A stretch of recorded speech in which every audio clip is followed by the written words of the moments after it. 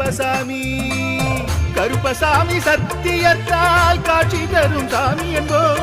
மகிழ்ச்சியான அருள் வாக்கு தருகின்ற சாமி என்போம். எலும்பிச்சையாலே அனைத்து நோய்களை தீர்த்து வைக்கும் சாமி என்போம். திருநீரு தந்து பெரும் பாவங்கள் போக்கும் சாமி என்போம். பாவங்கள் போக்கும் சாமி என்போம். சமதர்மம் வளர்க்கும் நம்ம சாமி அல்லவா.